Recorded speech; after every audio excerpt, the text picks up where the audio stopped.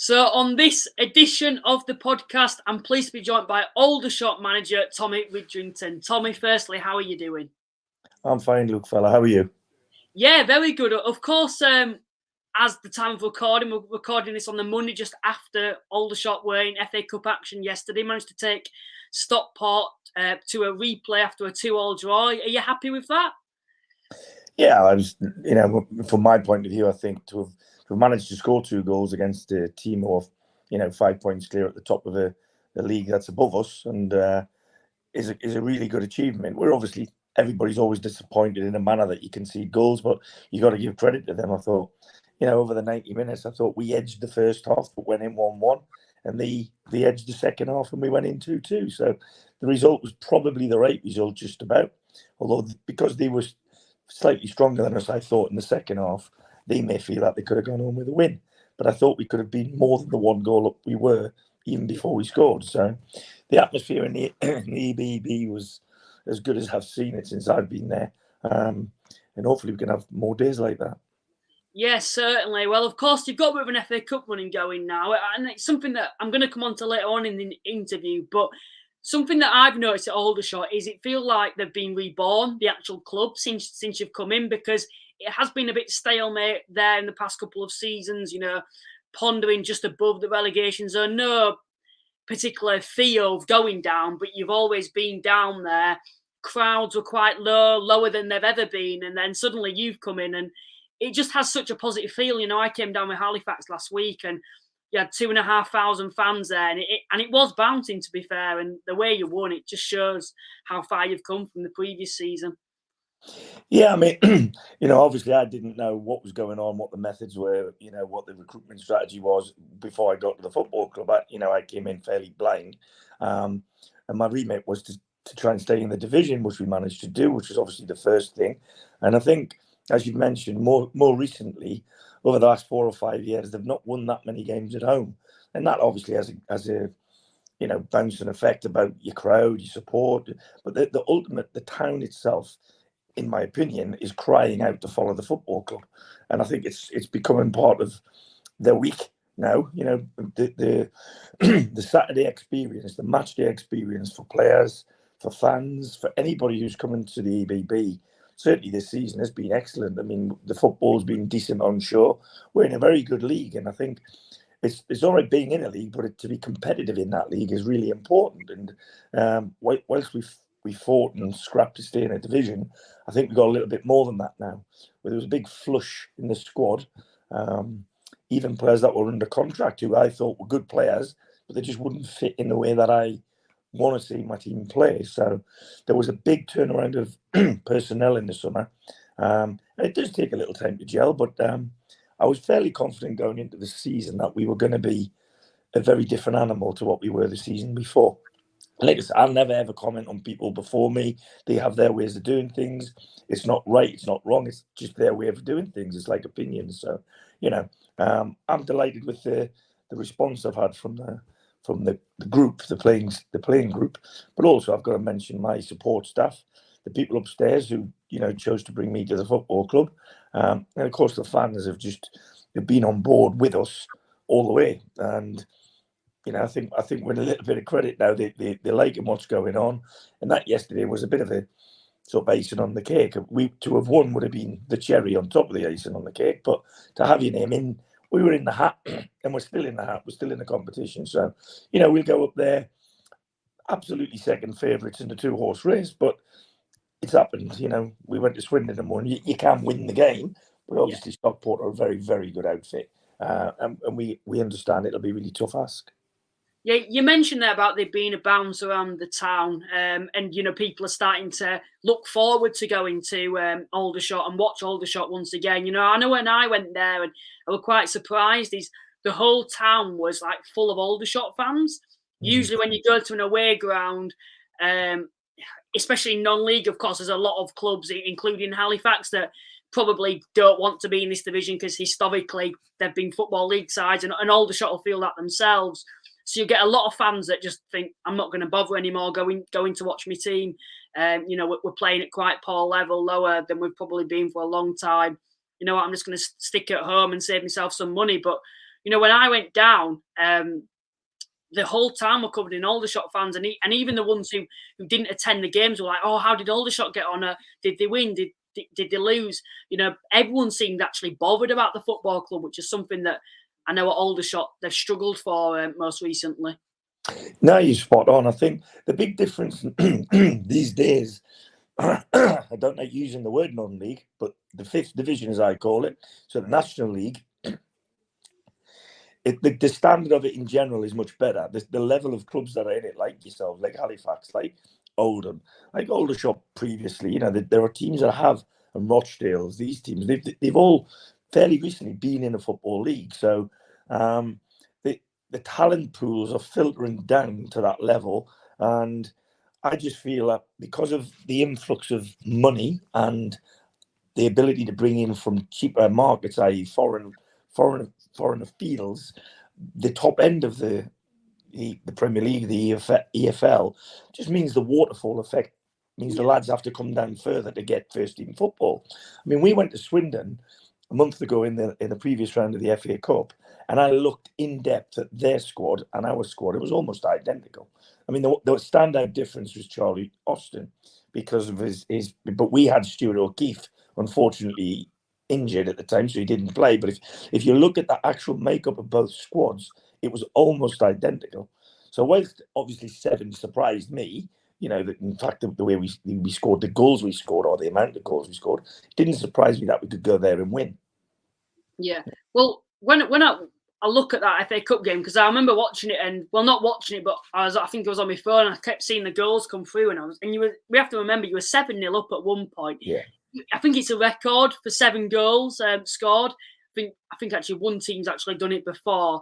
I think if you hadn't have conceded late on, you would have actually broke the record for the biggest win from a non-league side against a football league side. But to go somewhere like Swindon, which is a respectable, established League Two club, it's not like they're struggling near the bottom. They were mid-table, I think, when you played them. They were 8th. Yeah, 8th. That's even better. And to go there and put 7 past them, you must have been shocked, but also so proud of this group of players. Yeah, like I said, in your wildest dreams, you don't think you're going to look across to the scoreboard and see that you're 7-0 up. I mean, at that stage, then I decided to take 5 players off. So the reason for the 4 undoubtedly was down to me. The players, I think, had I left the lads on, I think the continuity that they were doing. We actually had an 8th goal disallowed, which was about 2 yards onside. So he could have been 8-0 up. But I thought it's 7-0 with about 15 minutes left. We were fairly safe. I don't think we're going to concede 7 goals in that spell. And they did score 2 in the very last couple of kicks of the game, to be honest. So without being disrespectful to Swindon, and I mean this sincerely, 7-4 flattered them. And on the day, it was one of them games where my strikers just hit everything, just clicked and everything went well. But to the rest of the lads who didn't score the goals, the shift that they put in to stop Swindon from really having that much, other than the 4 goals they did score, they didn't have a massive amount of the ball. So, it was a really, really good day out. And like you said, it lived long in the memory of a lot of, we're certainly Aldershot Town fans, without a doubt. Yeah, of course, just going to the start of like your footballing career, and to be honest, where you grew up, of course. I know you're someone who's based it in the south nowadays, but of course you started out growing up in Newcastle. We can still tell you a true Geordie by your accent there. But what was that like growing up in Newcastle at the time?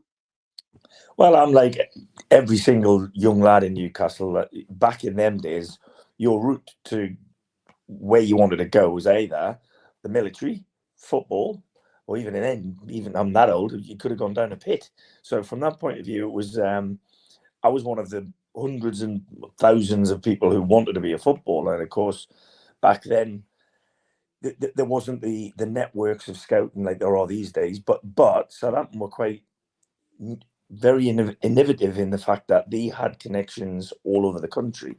And before I went down there, before I joined them, I used to train on a Monday evening in Newcastle, but it was a Southampton coach who used to come up and do the training. And from that, we then used to go down every school holiday, almost on trial at the beginning, but then we got to saying what was schoolboy forms. So we become linked to Southampton very young. And when I was 16, about 3 or 4 days after my last exam, I went down there to be an apprentice, and the rest, I managed to get a professional contract. But there was a steady stream of lads from the northeast going down there because of the scouting network and connections between Laurie McMenemy, who's from the northeast, and Southampton, where he was a manager in the 80s. So, yeah, it was probably a lot of people raise their eyebrows because when I left home at 16, I never went back to live there. I've never been back. I've been back to visit and what have you, but I've never had a spell where I've lived back in Newcastle. Like you said, I've made my home on the south coast most of the time, but my career took a path that I moved to different areas to play for where the teams I played for. But I've rarely lived in the town where I've played or managed, other than when I was at Southampton. Obviously, I had a young family and stuff down there. But everywhere else, I've sort of travelled in from where I live. And at the minute, I live in Essex, and I'm not going to be moving anytime soon. But I manage in Aldershot, which is about 95 miles away. But yeah, that's part of the job. So what do you class yourself as then? A northerner or southerner? Oh, I'm definitely a Geordie, without a doubt. I'm black and white, yeah, without a shadow of a doubt. I was born north of the river, so you get no choice and who you support. So actually, I had my eye on the FA Cup draw after our game and saw that Newcastle got Sunderland away in the third round. I think that's the first time in about 30 years that in the FA Cup. But that should be that'll definitely be on the box, I think. So I'm guessing you're a Newcastle fan then yourself. Absolutely. You don't swear to me, don't say the other one. So do you still have like that affiliation with them at the moment then? Because it's something that when I've interviewed people in the past, other National League managers as well, they used to support clubs, and maybe they think now, since I've been playing, no, I'm not really, I've lost that kind of love for the football club. Do you still have that attachment with Newcastle?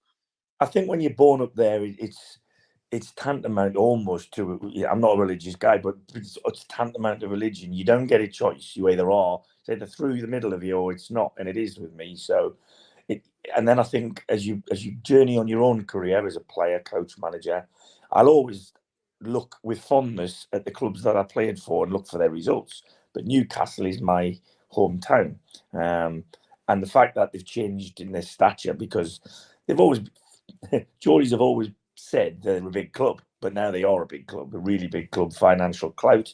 They're flying high in the Premier League as well as in European football. So they're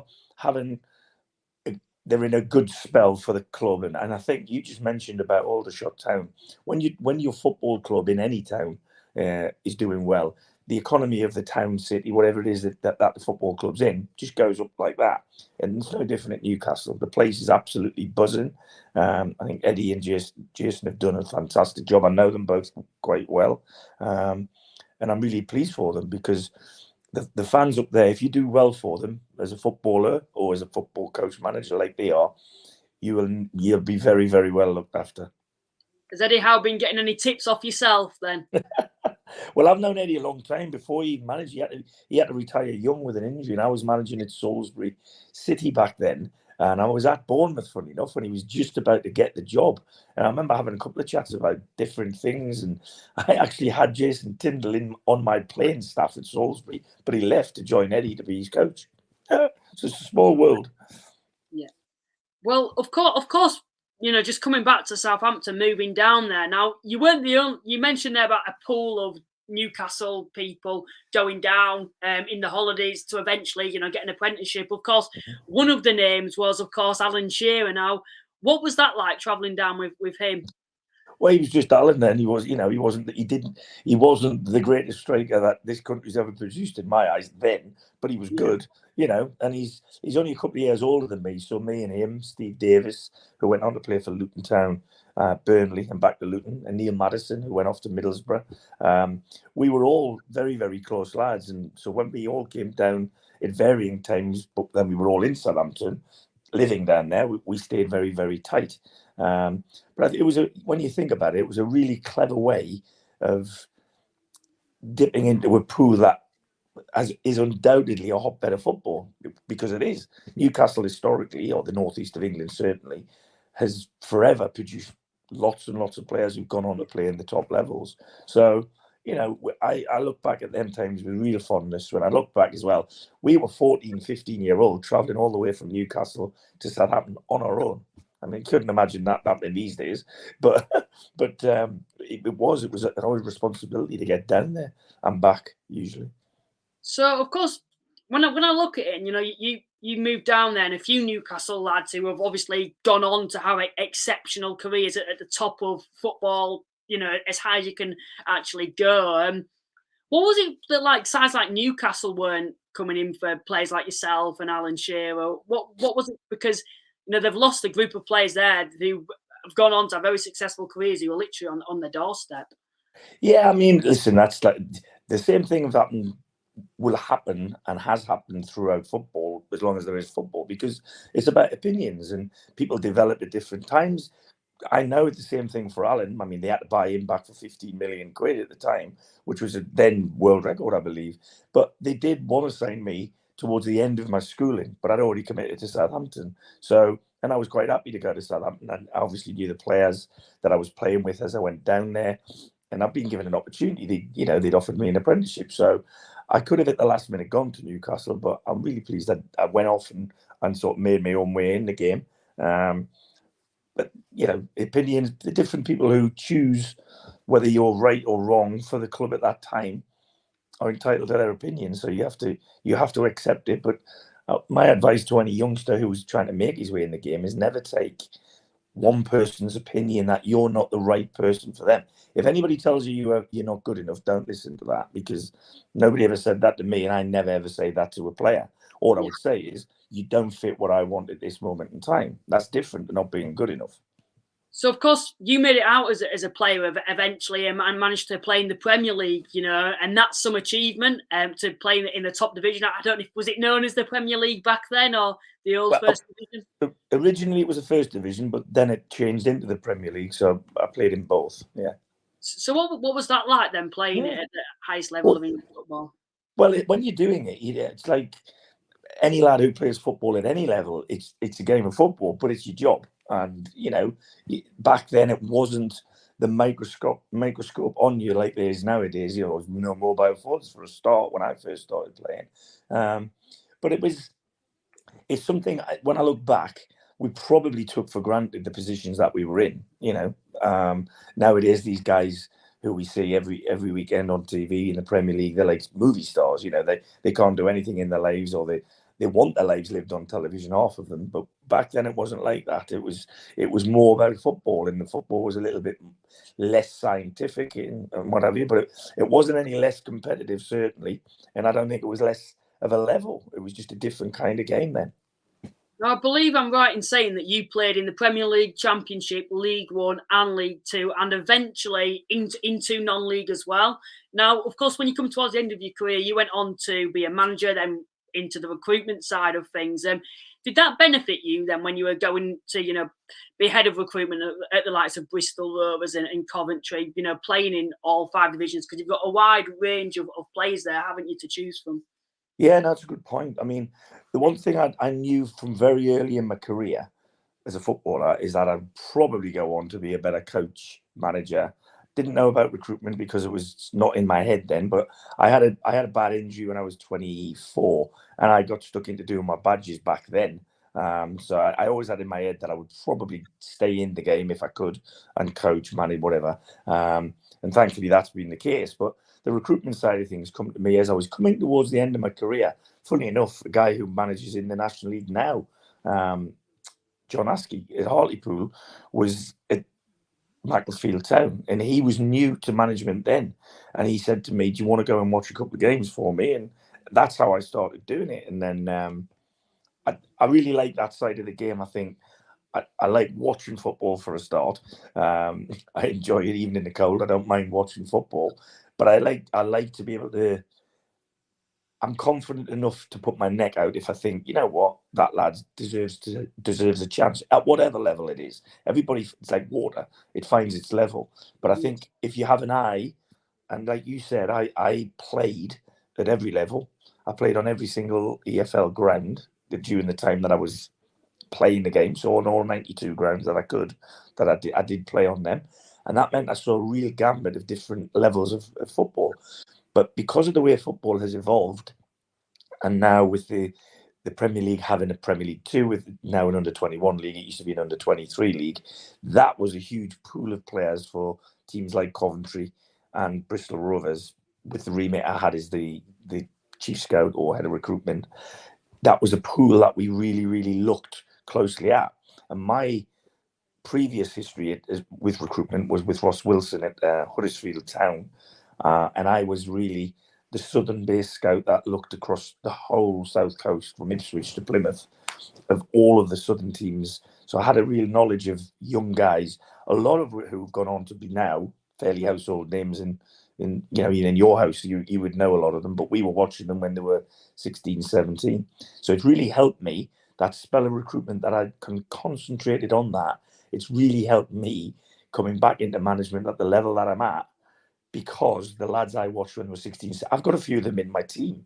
They don't know that I was watching them when they were 17, 18, and it wasn't for Aldershot, it was for somebody else. But they didn't quite get to the level at 18, 19 to get into a Reading or a Chelsea or wherever they were. But they're certainly capable at 22, 23 now to be earning the shirt or owning the shirt, the first team shirt in the National League, because they've got really good pedigree.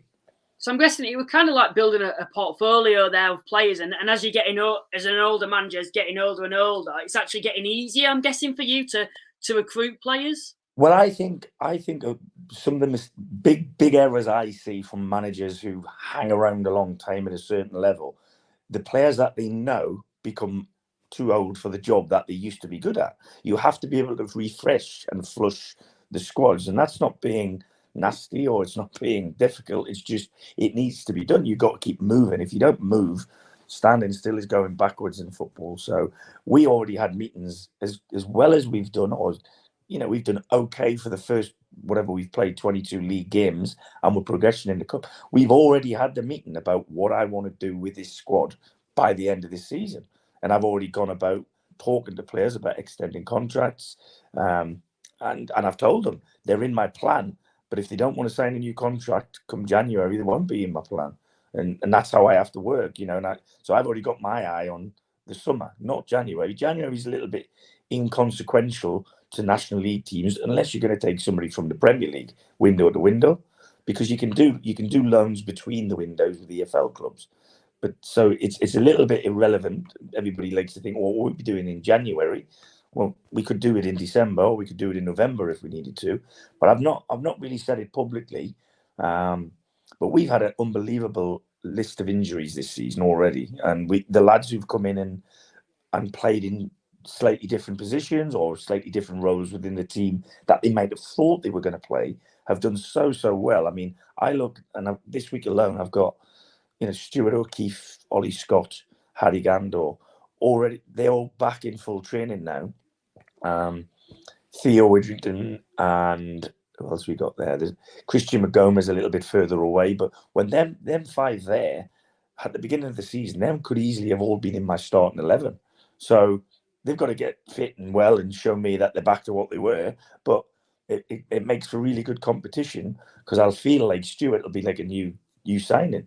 And he was brought in to be the captain in the team at the beginning of the season, but he only managed 5 or 6 games, I think, before he had to have a little knee operation. So, yeah, things are looking bright on all fronts from my point of view at Aldershot. But, yeah, I'm not going to get hung up on the January thing. Yeah, of course. You mentioned about freshening things up. I won't name any specific teams, but as we've seen in the past in the National League, we've seen a lot of sides get promoted who might have absolutely destroyed the league below, the North and the South, or might have got up through the playoffs, and then they've come into the division, they've stuck with the squad and trusted the squad, and then it's kind of gone backwards and they've struggled to compete in the league. Is that something that you'd agree with? I mean, yeah, but we haven't done that. All I've done was I've changed the shape of the side and the dynamics of what we do for us. I'm not so arrogant to think that we can just turn up every game and play the way we want to play. You know what I mean? You've got to counter the team that you're playing against, and there's some very, very good sides, some very, very good tactically aware and astute managers and coaches at this level. So we do our due diligence as well as anybody, I think. I've got a really good support staff, got a really good guy in recruitment who I've known now for 5-6 years, and I've had him under my wing from Bristol Rovers to Kings Lynn and now at Aldershot Town. So I'm really comfortable with the people around me and I trust them. So because I'm the manager now, I haven't got the amount of time that you should have as a recruitment person to get out and see everything. But what I do is I trust the opinions of the people that I entrust to do it, you know? So when you were in the recruitment side of things and head of recruitment, was it kind of when you had a manager, because obviously they were the main manager, you were head of recruitment, bringing in the players. Did the manager come to you with like, look, I want this player or I want this type of player? Was it your own players you suggested? How did that work? Bit of both, but in general, it's the manager needs to let the recruitment guy know what he wants. And the best example I can give you, Mark Robbins was very, very good at it. Very good, knew what he wanted. So we used to use examples of, if you want a black cup of coffee, I won't bring you a white cup of tea. That's how easy it is, you know. So he wants a left back, right? What do you want? You want one that's like Stuart Pearce or one that's like Ashley Cole? That's the sort of thing. But there's no good at a manager saying to a recruitment guy, I want Billy Bloggs, whatever his name is, because that's not recruiting. That's just going and opening a page, looking at a guy and say, I want him. So recruitment's all about from inception to birth or to, you know, to terminate. At the end of the day, a process has to be in place. Nowadays, it's getting more and more database to start with. So what that does is, if the parameters for that, let's say I just use that example of the left back, the parameters for a left back are as wide as my arms. As soon as you look at the data and his recent history, you'll have players within that sort of bookmark area. And now of them, some we would be able to afford, some we wouldn't. So then it becomes smaller and smaller. So the pool of players you actually go and watch isn't as big as what the pool of players are that you're looking at, because some are just out of scope for an Aldershot Town or a Coventry City or a Bristol Rovers. But the job of the recruitment guy is to filter it down to 2 or 3 really good options of the type that the manager wants. And then as the recruiter, I had the budget, it Bristol Rovers in particular, I would swerve the manager towards the one that was likely the best fit for the football club all round. Were there any like no-nos for you with players? Were the type of players that you just thought, no, even though they had the ability, what would like a no-no be for you where you just go, no, I'm not going anywhere near that type of player? Right. Well, again, I would only give my honest opinion on that, and I wouldn't name names for obvious reasons. But let's say a manager who I was the head of recruitment for, and then a director of football for, suggested one of his first signings was going to be a guy he worked with before, and this guy was reputably not a good character. You know, he hadn't done himself any favors in the public eye in lots of different things. So I had a good chat with the manager and the CEO, and I said, look, has this guy let you down before? He went, yeah. I says, will he let you down again? He went, yeah. I said, well, don't sign him then. And he didn't. But he did listen, but I don't think he was happy with it. But it was the right information to give him, because I just felt the guy who I'm talking about as the manager was fairly new in the job. And that was going to be one of his, if not his first signing, certainly one of his first or second signings. So that, in my opinion, I always feel, you know, there's a little bit of a stigma about the role director of football or sporting director in England. In Europe, it's not. That's a given. The manager has to win football matches, because the only person who gets sacked if the team doesn't win is the manager. So the manager has to focus all his energies on winning football matches. That means he manages his team and his coaching staff and his support group. That's what I believe a manager should do. But recruitment, the manager has to have a huge say in the recruitment, because, like I just said to you, if I brought you a cup of black coffee instead of white tea, it wouldn't fit in the team. You know, so the manager has to have a say, and the recruitment and the management has to align. We've got that really, really well at Aldershot, because I've known the recruitment guy and I introduced him to the job by him being a scout for me when I was at Bristol Rovers. So when, of course, you moved on from the recruitment side of things, you went to Kings Lynn into management. You went in at quite a difficult time. Of course, Kings Lynn were in the National League. It was December time, I believe, and they were struggling, to be fair, at the time. It might be an example of, you might disagree with me on this and know more on it, but maybe an example of a side that's got promoted and maybe not invested enough if they had the possibility to do that into fresher players who are known for this division. What was that like then, coming in at Kings Lynn at that time for that first season? Well, again, I mean, I have to be careful about what I say there, because I don't know what went on before me. All I do know is, if there was investment in the playing staff, it wasn't wisely spent, in my opinion. And that has to be backed up because when I got there, I believe we had 7 points at this stage. It was the 10th of December that I went in, and they had 7 points. And I think we finished with about 35. So we got a tune out of the players, but we, again, middle of the season, we had to make lots of changes, because it was all on everything. It seemed to me that had come into the club as new players before I got there was all on potential. There might be good players, but then you have to win football matches as well. So the recruitment was too lopsided. There was no real thinking about, right, how are we going to win next week? Oh, this player will play, and we could sell this one because he's 20, he's 19, he's 8, whatever he was. But there was no real, in my opinion, there was no real pattern to a wage structure or anything going on correctly there. So it had to be revamped. And I think if the person who took me to Kings Lynn is brutally honest with himself, he'll say he needed help with recruitment, and he's probably why he chose me as the manager, because I didn't have any plans to go back into management as such. It came to me for one reason or another. I wasn't particularly happy in my role at Bristol Rovers, because we'd had 3 really quick changes as manager, which to me meant the club's mentality was changing all the time, because there were very different characters that were coming in as the manager. And I'd made that clear.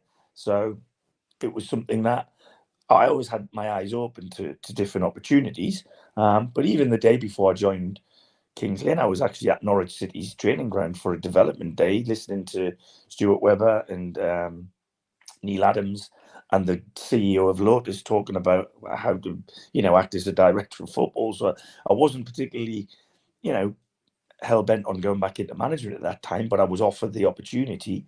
But very quickly I realised, things weren't always as they seem when you first get there. And yeah, that I believe I took Kings Lynn as far as I could, did as best as I could with them. But I just, there was too many too many factual things told me by the people that matter, that they couldn't go any further than what they were going. Yeah, of course, at Kings Lynn, when you did actually leave, they were in a title race at the time between yourselves and Fylde. What was it that maybe, because obviously you jumped ship at quite an important time. Some might, from a different perspective, some might say it was quite an important time. Kings Lynn were seriously in the title race and could have obviously gone up through the playoffs if they didn't win. Of course, they were unfortunate not to go up. I think kind of blew it in the playoffs against Kidderminster overall, it felt like. What was it for you then that made you think, I've taken Kings Lynn as far as I can? Well, I think them sort of reasons of I have to keep in here, because I think they're not for public consumption. But what I will say is the fact of me leaving was irrelevant if you look at what happened, because they won the last 5 league games. Now, if you look historically, and I'll ask you to do that and then get in touch with me after the podcast at some stage and tell me what the percentage are. But just because you finish second in a league, it gives you no divine right to get promoted. There's usually a team that finishes really, really strongly, as Kidderminster did, weirdly. And I think there was something like 20 points between them. But in a one-off game, it could be all to do with preparation. It could be all to do with pressure. I don't know. But ultimately, there's no God-given right that the team who finishes higher in the playoff areas is going to get promoted. In fact, very often, like I said, I'll ask you to have a look over the last 15 years of playoffs. I bet you the team that finishes second is probably the least amount promoted. It just, because the disappointment of not winning the league sometimes brings it back down to earth, I think. But, I have no qualms or regrets in terms of my decision, because I knew what I was told from around this time last year, after the FA Cup run, after we lost to Stevenage, I went and I asked what the plan was, and there wasn't a plan laid out enough for me to believe that the club had a structure to go to. So do you reckon if I'm guessing it was if Aldershot when they came in, did it feel like just an opportunity you couldn't turn down, or do you reckon you were going to leave Kings Lynn no matter what at that time?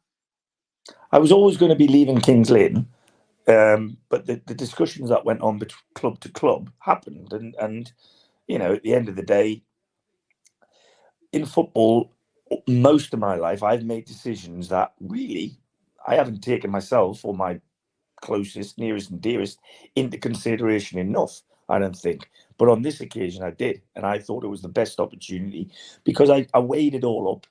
And I thought to myself, look, if Kings Lynn get promoted and Aldershot get relegated, which is the club with the bigger infrastructure and potential to rebuild or reset and go again? And undoubtedly, 100%, Aldershot Town is that club. Now, call me fortunate, call me whatever. We're managing to get that moving quicker than I probably thought I had. But the fact that we stayed in the division, you know, has helped me not having to completely reset because we're still in the National League. What was it? There's a long way to go. There's a long way to go.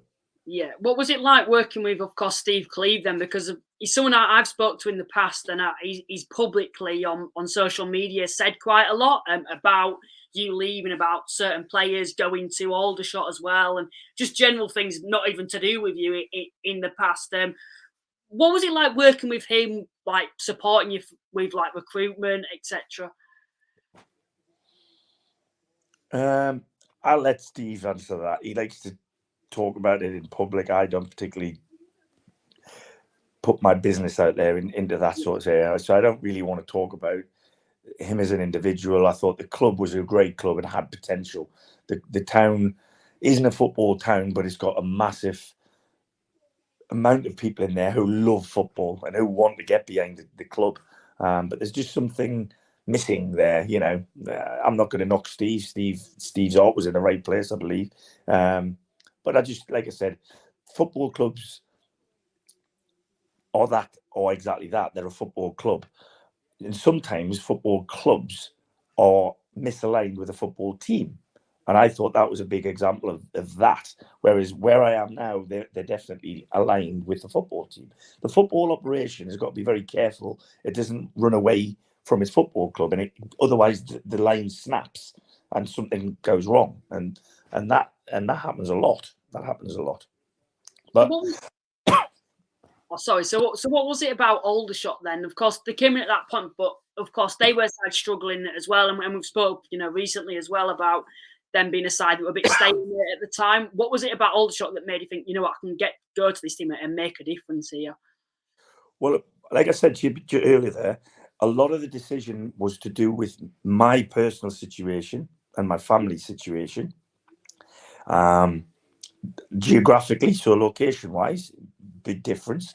And like I said, I was party to information through many, many meetings at Kings Lynn to firmly believe there wasn't in place the right situation for me to take Kings Lynn further. And rightly or wrongly, I made that decision. And we are where we are now today. So, of course, we look at the recruitment when you move to Aldershot. You brought in 4 players from Kings Lynn, a lot of players from the lower leagues. And I think overall it felt like quite a youthful squad, and it actually is with the recruitment. And the idea, and I think that a lot of people get who are looking at Aldershot, is the recruitment is quite for the future as well as not just this season, but for the long term as well, because there were quite a lot of younger profiles that were entering the club. Yeah, I mean, I think you got to get that blend right. I mentioned it to you earlier. When I first went to Norfolk, it was definitely just a team full of potential. But and the ones who were more experienced than that were probably I could count on them fingers. So there wasn't enough of a mix. It was all potential. In Aldershot, it's a little bit different. I mean, like you said, we recruited a couple or 3 of players who we'd worked with. 2 of them were out of contract, free agents over 24. So, they chose to leave. They actually called me. I didn't call them. So from that point of view, that was one of them. We paid a very small fee for another one out of there. And one other lad got out of his contract through a mutual agreement between the chairman at Kings Lynn and him. So I didn't do anything remotely close to, unethical or anything like that. Everything was very, very much above board. Everybody now knows that we brought in people like Laurent Talage, who was coming out of Brighton and Hove Albion, and Josh Stokes, who again we paid a fee from AFC Sudbury, and I'm looking down the road. Kobe Rowe came from Sutton, as did Kwame Thomas. So yeah, I mean, I knew it was a big turnaround in players, but I think the balance of player and character that we brought in, they get on really well. And our latest recruitment in terms of young Ollie Bray from Willand Rovers, again another step four club, excites me because I'm a big believer, huge believer, and there's loads of talent out there, but they just don't get the platform, and it's because probably people younger than me, I'd say, and some people a lot older than me as managers, they're not willing to put their neck out and say, yeah, I'd give him a chance because they're under pressure for the job, and I get that, but I've got that luxury, if you like, of being player, coach, manager, and recruitment. I've done all of them roles, so I know what's required for the manager because I was one seat away from that when I was a recruitment guy, and vice versa. So I'm very much at ease with recruitment, whereas I think a lot of managers literally almost hang themselves on their recruitment because if one or two go wrong, which there's not anybody in the world of football gets everything right when you do recruitment. There's always something for whatever reason, and again, it's not an individual issue, because for me, if someone says I found him or I knew him before, that means nothing to me. That it's a process that I go through, a 5-step process from knowing who the player is to having him scouted and reported on. The statistics, like I said, the data has to match, and he has to play in a position that I pick. He's no good me signing a right winger when I don't play with wingers.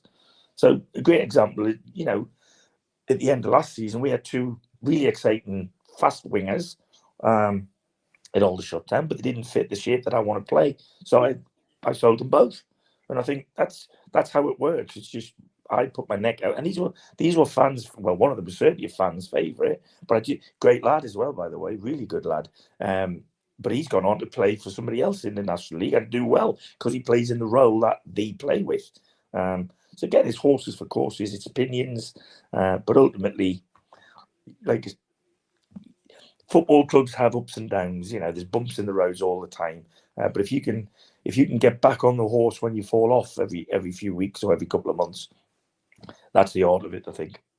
I think one of the big names, maybe not big names at the time, but someone who's certainly been, in my opinion, and you'd probably disagree because I know you look at the whole squad, but I think the majority of the National League see as maybe the star man, and you probably won't agree with that because you think every player's got to take an enormous amount of credit, which they do. But one of those players that everyone's well known of in the division is, of course, he's still a teenager, and that's Josh Stokes. And I know you've mentioned that you don't like to take the credit for finding players like that because there'll be a hat full of players like everyone who, of course, have done it wrong with recruitment in the past. But he's certainly been one of the standout players so far in the division as a whole. Well, like I said to you, if he doesn't get given the platform to show that, then he would still be playing in Sudbury. So we as a recruitment department, so we're aware of him, but everything's got to work. It's got to be right for Sudbury. It's got to be right for the player. It's got to be right for the team that want to take him. And when them discussions were had with the people who advised somebody who's 18, he was 18 when I spoke to him. So, the people who advised him, which was his dad, and a very good representative, I've got to say, their advice to him was really good. And it was a very quick process once we actually met. But that didn't happen until, it was in the summer. We met near where the lad lives. And then I had him down at the football club, showed him round and said, look, this is where you could play football. I'm sure there was other people who were really interested in signing the lad, but again, my experience in recruitment probably helped me a little bit in terms of the way we looked after the lad and his mum and dad and stuff. And yeah, he does deserve a huge pat on the back. I mean, I thought yesterday you could put him in their team when he would have played. Not a problem, And I see that happening eventually. With a bit, unless he comes with us, I would see. Well, I see who comes and visits our games every week, and I think there was 15 or whatever scouts there. So they're not only there for watching it, just Josh, but surely that will catch people's eyes, And you said, and I said, a lot of recruitment now starts with data, and his data numbers are off the scale this year for a lad who's jumped up 4 levels, or 3 levels, sorry. It's really impressive. Look, we've got to look after him. I don't ever forget. He's 19-year-old. He lives away from home now. And the output he's doing, whilst he played a lot of games for Sudbury and did very well for them as well, this is a different level. So we got to look after him physically. We got to wrap him up on occasions. We got to give him a rest, whether that's training rest or whether that's minutes rest. We've got a really good group of people around me, my staff, who are always advising me we should just give him a little bit more time or, get him off the pitch when we can. So we do take all that into consideration with him because I genuinely think the lad's got a really good future at a higher level of the game. When you initially signed him, did you expect him to be a player that would be playing most games like he is at the moment? Or did you expect him to be someone that in the future would be more coming into the side? I think I always felt his ability could get him on the pitch. No problem at this level. Certainly in the team that I was putting together, because I'd been myself personally to go and watch him play when he was at Sudbury. So I knew what he did. He's a little bit of a quirky guy in terms of he's not your stereotypical physicality for an 18, 19-year-old lad. He's a physically powerful boy, but he's I can see, because I see him every day, he lives and breathes football. So he just wants to improve. His head's down when he's on the training ground, works hard, and what he does is he plays as he trains. He's the same in training. So he's a joy for a coach or a manager to look after. He doesn't give you any bother in worrying where he is or what he's doing. You know where he is. If he's not at the training ground, he's probably in his where he's living, or he's probably swinging a golf club at a golf ball or something, relaxing or doing something that won't hinder his football. So, got to give him the credit. But I said it to him when he come in, jumping from that level to this is a really good achievement. Just doing that, but that's not it. That's when the work starts. And he's like I said, like all of the lads, but him as a youngster, he's obviously caught the eye because of his involvement in goals, really. Yeah, of course, as well. We look at other players, maybe those who've stayed with the club from the previous season. What was it about those individuals, such as Ryan Glover, Hardfield as well, who were there last season as well? What was it about these individuals that made you think, you know what, I want to keep hold of these players for the future and for my squad going forward? Well, like I said to you, I'd seen them 3 players exactly. I'd seen them play for Bournemouth, Reading when they were youngsters, so I knew them. I didn't know them personally, but I knew who they were, I knew what they did, and I knew what skill sets they brought. And they're fit, they're young, they're energetic, they're quick, and they can play football. And I like to play that kind of play. So I think them, not so much Taylor, because he only got on in the last game at York, second to last game at York, but he actually scored the goal that mathematically kept Aldershot in the division. But Ollie and Ryan were excellent for me in the 6 games that I took charge of at the end of last season. And very quickly, I and my staff they were both still under contract. So Ollie has since signed a new contract, and I've had a chat with Ryan about him signing a new contract. So they know my feelings about them. They've done really well. Hopefully we'll be working together for a bit longer. When you were first appointed then as the Aldershot manager, what was the first thing that you did or you wanted to implement into Aldershot Football Club? Maybe not just the squad, but the actual football club. Well, I didn't think too much about football, if I'm being honest with you. I thought about mentality. I thought about approach to a game, because I asked a lot of questions of the staff that I inherited at the time as to what did a week into a game look like? What was their planning? What did they do? And I got a real quick picture, real vivid picture very, very quickly. And I did change that. I said, right, it's all about us now. I will obviously do the due diligence on an opposition and know we got to be wary of that, but they were not so good at this. And but ultimately, we represent the town that the British Army went to war twice from. And I said, lads, you've got to show that you can go to work. Never mind go to war. These people from this town know what it's like, what loss is really, and you got to show a bit of gumption and a bit of backbone, because this club cannot go into that division. It shouldn't be in that division for me. There are teams in the regional Vanarama leagues that shouldn't be there, in my opinion. But there's whatever reasons they are there for, are probably not just football, you know. But that's not the case with Aldershot. I don't think there's, like I said, infrastructurally, this club can go the other way. But it's not going to be an overnight thing. You know, we're punching now really well in terms of what we've got to spend and what we do with it. We're doing ever so well, and long may that continue. But when you're doing well and the crowds are getting better, the interest getting better because we're in a national competition, we've been on the television, all of that. So I'd like to think it would attract further interest from other people. So, you know, we'll see. What is your overall ambition then for this football club? What would you dream to be to do with this football club? Well, I mean, the ultimate is get them into the EFL without a shadow of a doubt.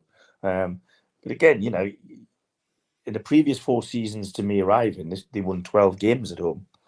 I think we've had 16 and we've lost 1 at home. So the remit was definitely, can we start winning more games at home? Because obviously, if you keep your home fans, you know, happy, that they're always a lot more at home than there are away from home. That doesn't mean we don't try as much away from home. We do, but if you can add points like we have done at home to the points we keep picking up now and again away from home, obviously the whole points tally just swells. So to not have taken too many points in the last 4 seasons at home shows you. I don't know. I don't know why that was. You know, I don't know if the atmosphere was different or I wasn't there. But what I do know is we are definitely a stronger team with the 3,000 people behind us on a Saturday. You were there last Saturday against Halifax with 2,500, and it's I can imagine it's a bit of an intimidating place for the opposition. You know, when our fans are behind us the way they are and the way they have been all season, there's no pressure. There's no pressure on the players. I think just what I got just from that game specifically, and I do want to talk about 1 or 2 games overall this season. When I was looking at Aldershot, you know, what I find what I think is proper good about Aldershot this season compared to previous season is the amount of different goal scorers. We've talked about Stokes there. From midfield, he's scoring a number of goals. He's also getting assists, second assists. His numbers are clearly up there. Laurent Tollerap, I believe I've said, you'll know that correctly, but I believe I've said that correctly. I hope I have anyway. But of course, he's been scoring a number of goals, and I'm guessing he's the out-and-out striker there. But you look at his assists as well, Barham as well. The list goes on. You can literally score from any position. And I know when I was watching that game versus Halifax, I don't know what your thoughts were, but for me, I thought we defended quite well. I thought you were the better team overall. I thought we defended quite well and kind of narrowed down the opportunities for the likes of Stokes to get on the ball and Tollerap as well. I thought we did that quite well. But there was always that feeling in the back of my mind, look, this Aldershot team, because of the amount of different goal scorers they've got, they'll just find a way to win. And that's something that Aldershot have certainly done. You know, it's games like that against Halifax where the opposition stop you from playing your usual football, where you find ways to win. And that's what successful teams do at this level. No, I think you've hit the nail on the head there. I thought the game plan from Halifax on the day was good. I thought they played, you know, they played deeper. They didn't give us space to run behind them at home, and they limited us, like you said. It was I had a chat with a guy who does something like this, and he said, "Oh, it was a rubbish game." I went, well, "Which game were you watching?" Because I thought it was a really good game because you'd put a puzzle in front of us that we were finding it very difficult to break down. But when I spoke to Chris after the game, he told me why he did what he did, and it made perfect sense. So the fact we won when we won doesn't surprise me because he knew he needed to stay in the game. that's what he needed. And when he brought on a little bit more flair, a little bit more pace, a little bit more, je ne sais quoi, then your defensive structure isn't as solid. You see, so like I said, we'll not be able to do that every time. But if we can be as patient as we were on that day, in most games, I always fancy us to score a goal, like you said. But I make a big thing about that on the training ground. I know forwards, so Jack and Loren, Kwame Thomas, even Josh Stokes, they class themselves as forwards, they class themselves as goal scorers. And I get that. They'd be judged in their career as, on goals. However, if you watch the amount of times that Jack has put it on a plate for Lauren to score, or Josh has put it on a plate for Jack, or Lauren has put it on a plate for Josh, that has happened. They've scored 36 goals already between the three of them, but their assists must be in the 20s as well between the three of them. So, and like I said, I just mentioned Kwame Thomas there, he's had a tough time of it coming into the club a little bit later than them three, so he was slightly behind them in fitness and stuff. And then he got sent off in his first appearance, so he's suspended. And then he got injured after scoring a winner in the last minute against Dagenham and Redbridge, I think. So he's had a bit of a stop-start of it, but he's had such a really good impact for us because he's completely different to them three guys. He's a physical boy. He's an out-and-out number 9, in my opinion. But he's a man. He's an older guy. He's not old, but he's 26, 27. Whereas them, Lawrence 22 and Josh is 19. So he's a calming influence as well when he comes on. He takes the physical brunt of the, what's going on in that. So we've got a really good mix. And like I said, adding Ollie to that mix is exciting for me because I think whilst he's actually 6'3", his skill set is the more like a small, quick fella than it is a big, physical fella. But I'm really interested to see how he does, and hopefully it'll be another one that catches people's eyes.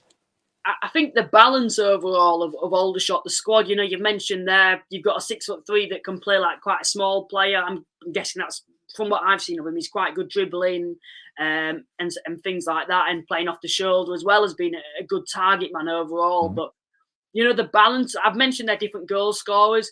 You mentioned earlier about when players getting injured, you've got players that can just come in and do a job and they don't look out of place. Where, sides like Aldershot, who have historically had quite small squads because of their position, they've always been, I wouldn't say in the National League now, but I've said when they've been in the EFL, they've always been a bit of an underdog maybe. And I'd say they are an underdog in their position at the moment from where they've been in previous years. But they've always had quite small squads compared to like Chesterfield. This season, you've actually got good quality depth, not just depth, but quality. I remember when Halifax were playing you going into that game, and I get why Millington said that. I was thinking the same thing as, look, we just need to stay in this game. If we go 1-0 down early, I could see them, running away with it, to be honest. But if we can stay in the game, the longer the game goes on, the more we've got of a chance. And that's what worked against Rochdale. It worked against Oldham. It's worked in a number of games this season. But for you guys, I think what shows me a good side is we've actually executed the game plan very, very well, but you've still managed to go and find a way to win. Yeah, I mean, I've got to give credit to the players for that. I mean, on occasions, like in that game, we've won in the 90-odd minute because I put that down to the preparation, the fitness, the levels that we've got the group to, not just individuals. The group is in general have got that mentality. I spoke to you about what it had changed when I came. I definitely changed the mentality and the way they think about themselves. Rather than worrying about the opposition, think about what you can do that the opposition will worry about. So, and because we have had relative success late in games quite a bit, then more belief comes. We've won from positions where we ran away with it, like we did against Oxford on the first game of the season. We've come from 1-0 down to win. We've come from 2-0 down to win on a couple of occasions. We've run away 7-0 and then let 4 in. So we've had every sort of emotion, but won games doing it. Don't get me wrong, we've lost games where I thought we should have won.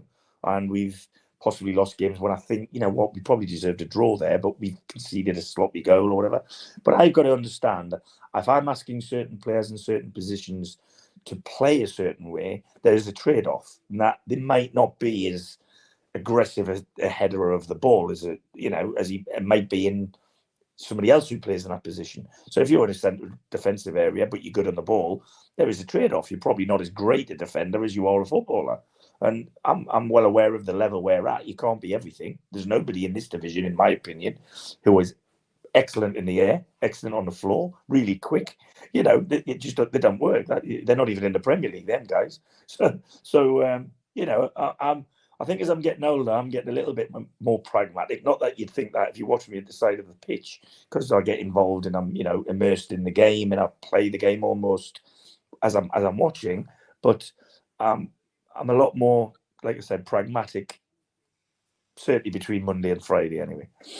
So we look at different managers in the league. So, for example, Mark White at Dork, and he's quite stubborn. He'll play the exact same way as he plays at home as he does away. You'll know about Mark, and he's a proper character. And you know, you look at Phil Parkinson at Altrincham. You know, he has different style of players that he'll implement depending on who he's against. You at Aldershot, do you go into every game with the same mentality? We're going to play because you mentioned there about you don't focus on the opposition. Does that mean that at home games you'll play the exact same, away you'll play the exact same? The same when I say I don't focus on the opposition, what I don't do is I don't go to the point where I'm that worried about the opposition that it will put a doubt in my group. You know, at the end of the day, there are games in our league and in the cup games where you think, well, this is going to be a tough ask because who you're playing. You know, if you're going to Chesterfield away or, you know, Barnet away, anybody who's up there at Altrincham, all of these guys that you mentioned, they're good at something because you don't fall to the top of a division, do you? So straight away, we absolutely respect what they're good at. But what we like to do is that, well, what questions can we ask of them because we are good at this, and we drive that home in every training session. We want to be a no excuse team. We don't want to say, oh, the pitch wasn't good enough, we couldn't pass it. Rubbish, absolutely nonsense. 99% of the pitches in this division are good. The ones that I've been on so far that aren't good enough are the plastic ones, to be honest, you know, but we still managed to pass the ball on it. So from that point of view, it's I think what we don't do is I don't look for excuses. If we get beat, I always say, well, did we deserve to win the game? If you scored 2 or 3 goals away from home and haven't won, then there's got to be something fundamentally not right there. Now we've done both. We've scored the amount of goals away from home, won, and we haven't won doing the same thing. We scored 3 goals at home in one game and didn't win the game. Now that is annoying, frustrating, whatever you want to call it. But we were against the best team in the division on that day. So, like I said, I'm fairly, I wouldn't say rigid, but I'm fairly, you know, confident in the group of players that we've got, that the shapes that we play, and we have a couple, the ones we do play are best suited to our group. That means they're probably not best suited to the opposition, because if we're really comfortable at what we do, then we don't take disappointment as a big thing. So it didn't work. Okay, try again. Try the other side. Try this side. Whatever, you know. So we're quite open. Listen, there's no secret or rocket science to the way we want to play the game. We want to play going that way.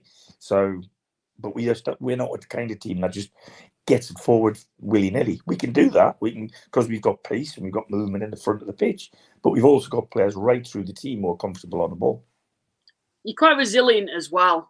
Bromley away. That's where I would say I'd probably say the standout game from this season, from what I've seen. Of course, you were losing in that game, 2-0 down after 10 minutes, which is the worst start you probably would want at somewhere like Bromley, where they're quite good defensively and kind of, I wouldn't say spoil the game, but they play quite an industrial style of football. And for a side like yourselves, you know, you like to keep it on the floor, play quite attractive football. It's a totally different contrast. What I see from that is that's another sign of a good team with resilience, determination against probably the third best team. Well, the third best team in the division, and to go there and win is remarkable, isn't it? Yeah, I mean, as daft as it sounds, we were actually 2-0 down after 3 minutes, which is exactly what we'd done to Swindon about 3 weeks earlier, or 2 weeks earlier. Mm-hmm. But what we didn't do on the Saturday, I wasn't very well, actually. I was wrapped up to the nines, I had a big cold and whatever. But we didn't get too animated or excited at the side of the pitch. In fairness to Bromley, they should have or could have been another goal or it could have been 3-1 or 4-1 at half time. And we managed the first victory we had in that game was we got to half time at only 2-0. And in fairness, I was very calm and said me piece. One of my coaching staff wasn't happy with one or two of the defensive side of the things, which had happened, by the way, 45 minutes earlier. But we knew we were going to have a spell, and we did. We managed to score fairly early in the second half, so it was all of a sudden it was game on again, wasn't it? And then that is when we kick in, or I think our group kicks in, and it's like, right, we're not far away from winning this game now. We're only a goal behind, and there was a sending off, and I don't think it was a malicious challenge, but it was a red card. In fairness, there was no qualms about that. But the second half, it was a remarkable game stats wise. I think we had one shot on target in the first half. We had 16 in the second half. So it did that for me ticks all the boxes of resilience, fitness. The never say die thing. No, we you know what, we're 2-0 but we're going to keep going. We're going to keep going, and that's something I'm really pleased that we managed to show at times. Of course, we're coming up to the month when a lot of EFL sides are knocking on the door, and of course, due to yourself and because of how the players have performed so far. And you mentioned there about the amount of scouts that were there for the Stockport game to watch not just one player, but probably the majority of the whole team, the way they're performing at the moment. Are you quite nervous about this window, maybe, or do you feel that, look, if a player does decide to leave, or do you think they'd likely stick with the squad at the moment? I'm really comfortable. At the end of the day, all of the players are contracted at least till the end of this season. Some of them beyond this season, some of them beyond the next season. So I'm not under any pressure to sell anybody. I mean, if somebody comes along with an offer that the football club make a decision that's right, but then the whole thing's got to be right. Like I said, when we recruit in, it's got to be right for the club that you're taking the player from. It's got to be right for the player, and it's got to be right for the club he's coming to. And all three have got to fit.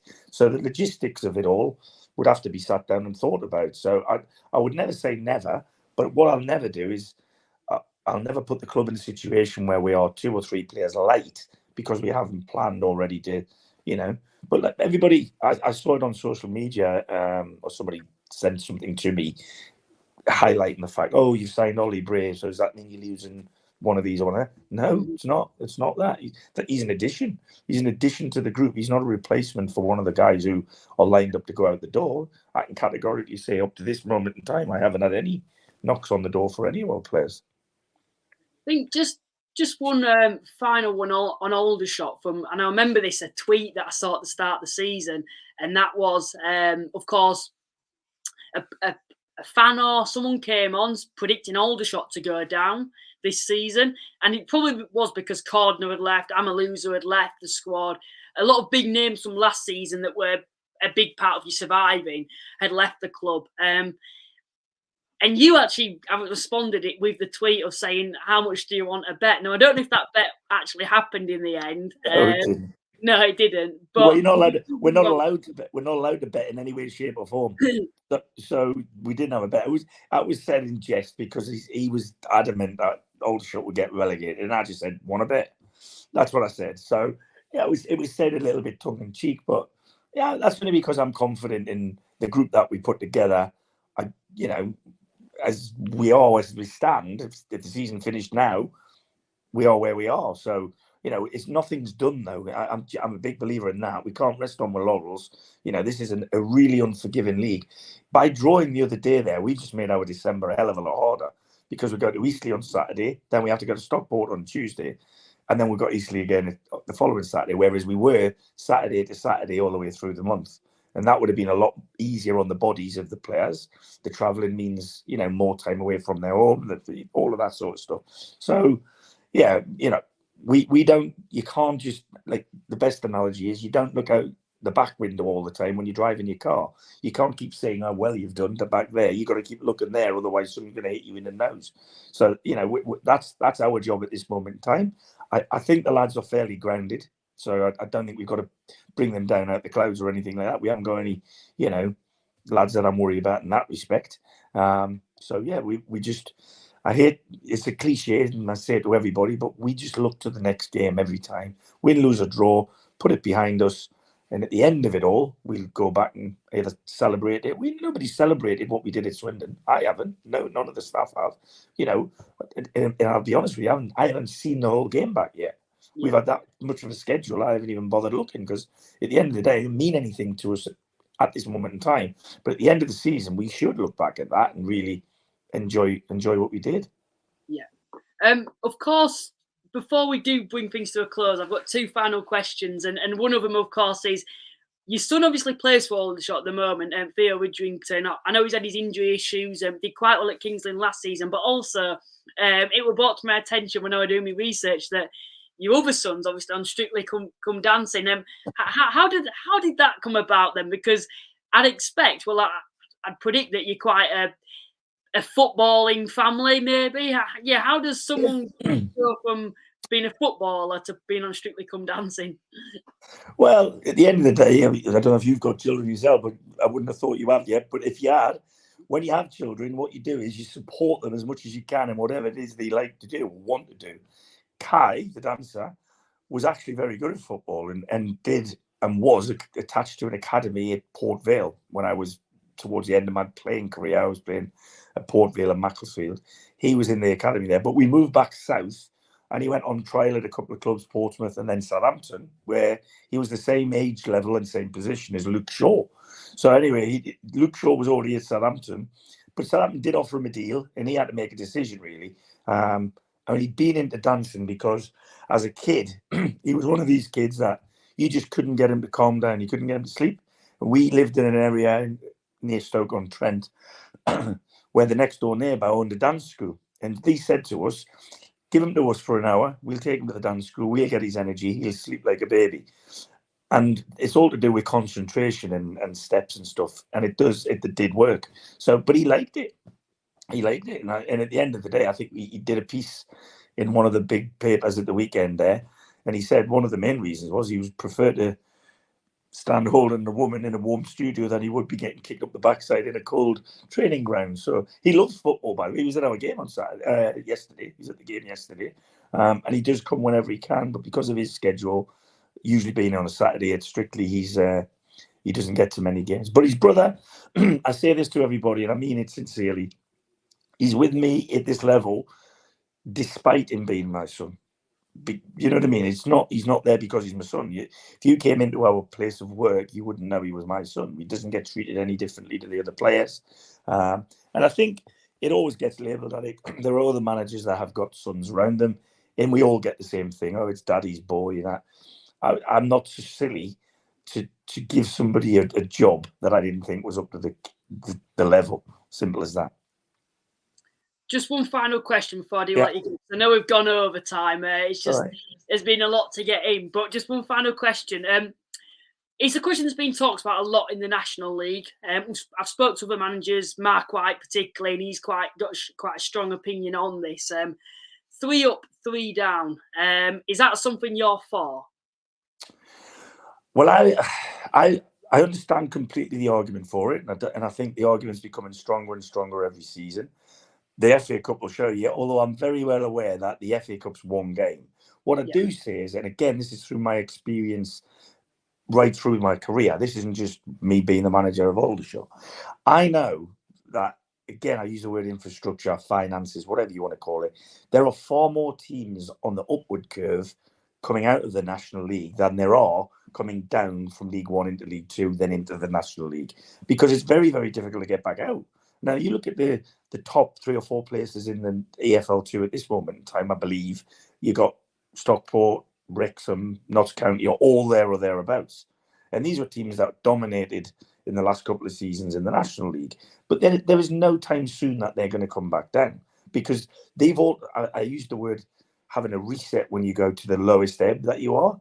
And all 3 of them clubs have done that. They've gone into the National League, reset, and they've got back out. And they have made it so they are now financially structured that they won't be going back to the National League anytime soon. So am I in favour of it? Yeah, I am, because I do think, and listen, if they do it 3 up, 3 down, but then you take the playoffs away. So that would be an issue. So unless they do it 2 up and 1 through the playoffs, in that way, I think the playoff thing elongates everybody's season. Everybody's got a chance. Even teams that have been flirting with relegation, come the last 4 or 5 games, will think if we put a great run together, we got a chance of just sneaking in the playoffs. And that's for everybody, for fans, for players, just makes everything a little bit more exciting. So the playoffs are a really good thing, but I definitely think if there was 3 teams to go up, I don't see them coming back down. I don't care who it is. Yeah. But no, that depends what the club is that goes up. But certainly them ones that have gone up in the last couple of years, I don't see them coming back. I'd agree. I think if Aldershot were a side that get up, I think the way they're going at the moment and the crowd improvements that they're having, they're another example of a side. I think if they got up, I couldn't see them coming back down themselves either. Tommy, thank you very much for joining me tonight. I do really appreciate you coming on, and I'm sure I'll speak to you soon. Good to speak to you, Luke. Cheers. Thank you.